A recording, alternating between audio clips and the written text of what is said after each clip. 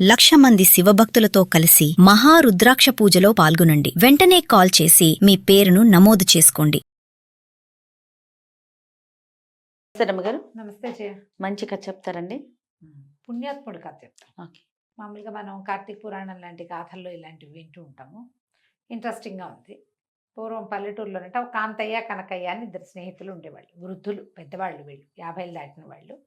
ఇద్దరికి పిల్లలు పెళ్ళిళ్ళయ్యి సంసారాలు, పిల్లలు సంభాళించుకునే వయసులు వచ్చినాయి. ఆర్గానిక్ పద్ధతిలో మీ చర్మాన్ని తెల్లగా మార్చుకోవాలనుకుంటున్నారా? సంప్రదించండి డాక్టర్ మాధవిని. అయితే వీళ్ళిద్దరు ఇంకా ఎంతకాలం ఇలా డేక్కుంటూ ఇక్కడే ఉంటాము, ఏదైనా యాత్ర చేసి రావాలి, కాశీ యాత్ర అని పెట్టుకున్నారు. అయితే అనుకునేవాళ్ళు కానీ కనకయ్య గారు ఆస్తిపరుడు, కాంతయ్యకి ఏదో చిన్న చిన్న కమతం, ఆయన పెద్ద ఆస్తుంది. అయితే ఆయన తెమిల్చుకోలేకపోతుంటాడు. ఈ కాంతయ్య చాలా భక్తుడు, మంచివాడు. ఏమన్నా వాడు ఎన్నాళ్ళరా ఇక మీ అబ్బాయికి అప్పచెప్పు, ఎప్పుడు ఇక్కడే పడేస్తున్నావు, కాశీ వెళ్ళొద్దాం అని బలవంత పెట్టాడు. సరే కనకయ్య గారు ఏం చేశాడు, కొడుక్కి మెల్లిగా పనులన్నీ నేర్పుకుని, వాళ్ళంత పెద్ద కమతం కదా, ఎవరికి ఏమి ఇవ్వాలో అవన్నీ ఏర్పాటు చేసుకుని కొన్ని కౌళ్ళకి ఇచ్చి ఏర్పాటు చేసుకున్నాడు. కాంతయ్య గారికి పెద్ద హడావిడేం లేదు. తనకున్న గొడ్లల్లో ఒకదాన్ని కొన్నిటినేమో షావుకారు గారికి అమ్మేసి కొంత డబ్బు వచ్చాక ఇస్తానని ఆయన దగ్గర నుంచి డబ్బులు పుట్టించుకున్నాడు, పెద్ద అమౌంట్. కనకయ్య గారికి ఆ బాధ లేదు, ఆయన డబ్బులు ఆయన తెచ్చుకోగలుగుతాడు. ఈయన ఏం చేశాడంటే కొడుకు ఏం చెప్పంటే, నాయన నువ్వు నా కాడి భుజాన్ని వేసుకోవాల్సిందే నా తర్వాత ఎట్లాగూ, అదేదో ఇప్పుడే ప్రాక్టీస్ అవుతుంది, 6-4 నెలలు నేను తిరిగి వచ్చేదాకా 3 నెలలైనా పడుతుంది కాశీకి వెళ్ళి తిరిగి రావడానికి.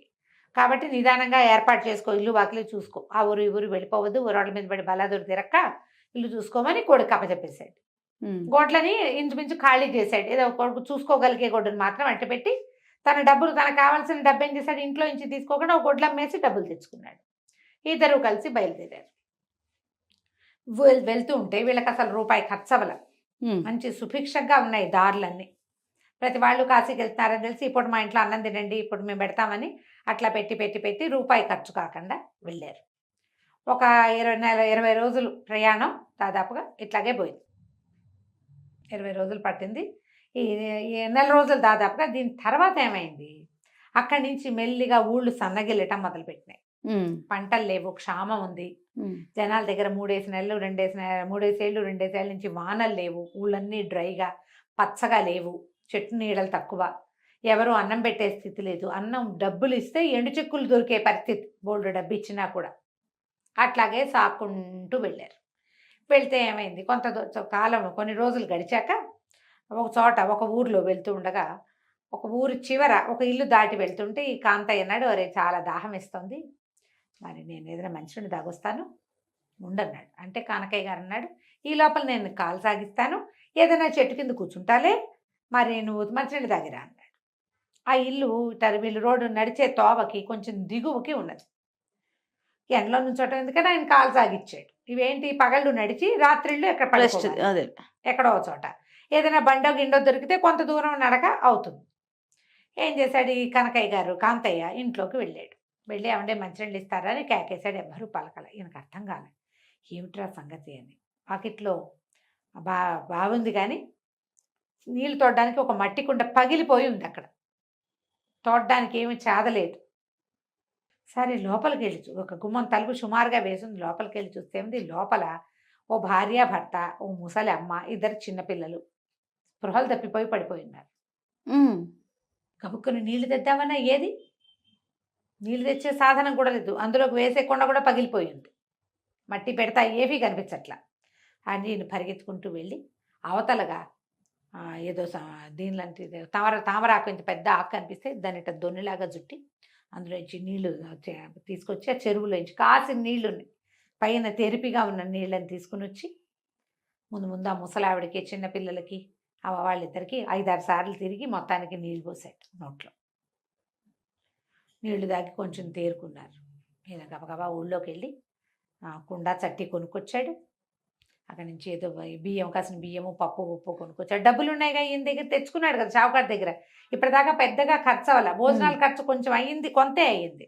కనకయ్య గారు ఉన్నాడు కాబట్టి ఆయన కూడా పెట్టాడు ఎక్కువ డబ్బు. ఒక్క మనిషికి ఎంత తిండి అవుతుంది.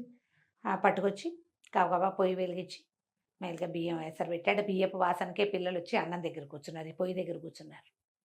సరే అన్నం వండాడు, ఏదో పప్పు ఉడకేసి కాస్తంత ఆకుకూర అందులో పడేసి పప్పు చేశాడు, అన్నాలు పెట్టాడు.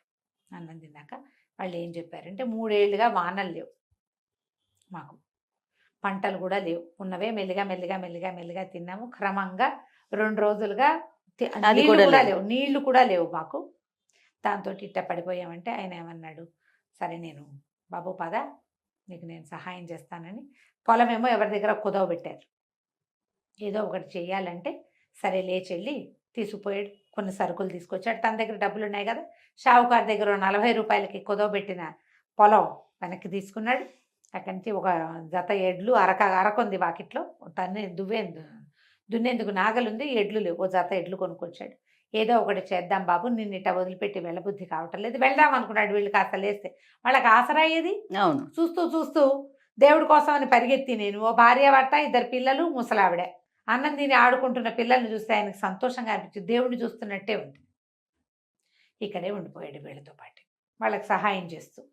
ఈ ముందుకు నడిచి వెళ్ళిన కనకయ్య గారు ఎక్కడో చెట్టు కనపడితే చెట్టు కింద కూర్చుని మెల్లిగా కాలు చాచి నిద్రపోయాడు. లేదు చూసుకుని ఇదేమిటి చల్లబడిపోయింది కాంతయ్య ఏడి అంటే, ఒకవేళ వచ్చి నేను పడుకున్నానని వెళ్ళిపోయాడేమోని నడవడం మొదలుపెట్టాడు.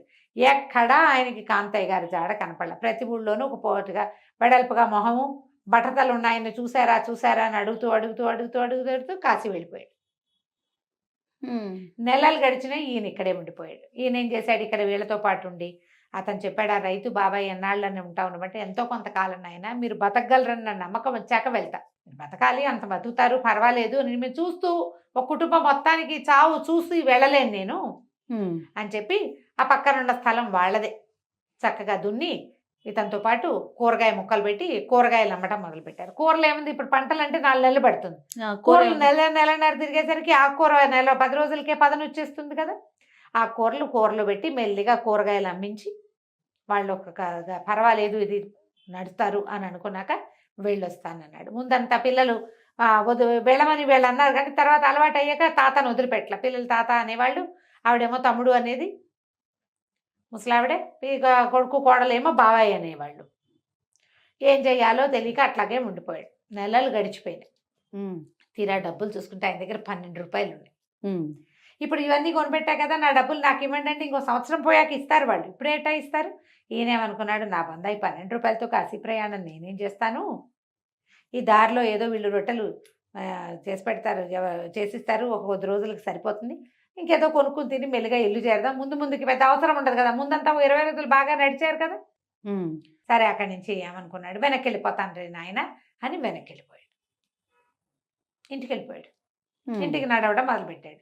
ఈ లోపల కాశీకి చేరాడు కదా కనకయ్య గారు. ప్రతి ఊళ్ళోనూ బట్టతలు ఉన్న మనిషిని చూసారా అని అడగటం మొదలుపెట్టాడు. ఎక్కడా దొరకలా. చివరికి కాశీ విశ్వేశ్వరుడి దేవాలయం చేరుకున్నాడు ఆయన. కాశీలో ఏదో అన్నసత్రంలో దిగాడు. వాళ్ళు ఏదో 2 జతల బట్టలు ఉన్నాయి ఆయన దగ్గర, అంతే. భోజనం పెట్టారు. దర్శనం వెళ్ళైందండి, వెళ్ళండి అన్నారు. ఈయన దర్శనానికి వెళ్ళి గుమ్మం దగ్గర నిలబడితే అందరూ వచ్చిన భక్తులందరూ ఏం చేస్తారు, కాశీ విశ్వేశ్వరుడి దగ్గర నేల మీద చేతులు తల ఆనిస్తారు. ఆ ఆనుతున్న తల తలతల్లాడుతూ బట్టతల కనపడింది ఈయనకి, ఒక తల. చూసేసరికల్లా కాంతయ్య, ఓరేడి నాకంటే ముందు వచ్చి దర్శనాన్ని కూడా కుదురుకున్నాడు వీడు అనుకున్నాడు. అనుకుని కనపడతాడు అనుకున్నాడు. దర్శనం అయ్యాక చూస్తే కాంతయ్య కనపడలా.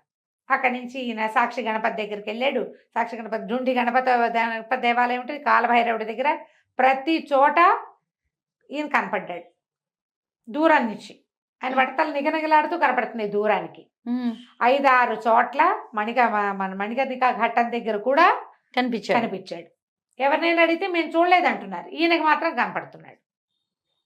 సరే ఈయన ఏమనుకున్నాడు, సరేలే ఎవరితోటైనా వచ్చి ఉంటాడు, కానీ ఇంటికి వెళ్ళాక మాట్లాడుకుందాం అనుకుని తన దర్శనాలన్నీ చేసుకుని చేయదలుచుకున్న దానాలు బాగా డబ్బులు తెచ్చుకున్నాడు. దానాలు ధర్మాలు చేసుకుని చల్లగా బయలుదేరి వచ్చేటప్పుడు ఏ ఇంటి దగ్గర కాంతయ్య గారు ఆగిపోయాడో ఆ ఇంటి దగ్గర ఆగాడు. ఆగితే అంతకుముందు వెళ్ళేటప్పుడు డ్రైగా పూరు గుడిసే ఉంది. ఇప్పుడు గుడిసె నిండా పాకిన ఆనపాదులు, చుట్టూతా ఉన్న బీరపాదులు, మొత్తం అంతా సస్యశ్యామలంగా ఉంది. ఒక గుంట తవ్వ ఉంది, దాని నిండా నీళ్లున్నాయి. మంచినీళ్ళకి వెళ్ళినప్పుడు నా స్నేహితుడు ఇక్కడే మంచినీళ్ళు తాగాడన్నాడు.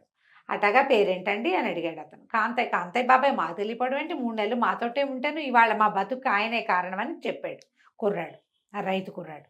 ఈయన ఆశ్చర్యపడి 2.5-3 నెలల పాటు ఇక్కడ ఉంటే వాడు నాకు కాశీలో ఎట్లా కనపడ్డాడు, కాశీకి వచ్చే ఛాన్సే లేదు. బాబాయ్ కాశీ వెళ్ళలేదండి, డబ్బులు సరిపోవురా అయ్యా, ఇంటికి వెళ్ళిపోతాను అన్నాడు. మీదటికి బయలుదేరినప్పుడు వస్తానన్నాడు, మా పిల్లలకి మాట ఇచ్చాడు అని చెప్పి తను ఆశ్చర్యపోతూ వెనక్కి వెళ్ళాడు. రాని కాంతయ్య నాకు ఎట్లా కనపడ్డాడు అని ఆలోచిస్తూ ఇంటికి వెళ్ళాడు.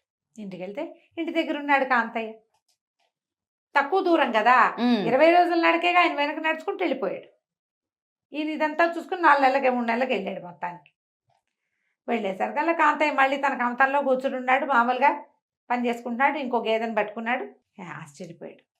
ఏంట్రా పుణ్యాత్ముడివిరా నువ్వు, నేను ఒట్టిగా శివరి దర్శనం కోసం చేశాను అంతే తప్ప డబ్బు ఖర్చు పెట్టుకున్నాను, కానీ ఇంకేది ఖర్చు పెట్టలేదు. అందుకని భగవంతుడు నాకు రాముల దర్శనం ఇచ్చాడు, నీకైతే బ్రహ్మాండమైన దర్శనం ఇచ్చాడు, నిన్ను నాకు అక్కడ చూపించాడు, నువ్వెంత పుణ్యాత్ముడివో నాకు తెలియజేశాడు. ఈసారి ఇతరులకు సహాయం చేస్తూ యాత్ర చేయడానికి మళ్ళీ వస్తాను నేను నీతోటి అని చెప్పాడు. ఎంత చక్కటి విషయం కదండి. సూపర్. కంచికి మనం ఇంటికి. బా భలే ఉంది రమ్మగారు. నమస్తే అండి. నమస్తే.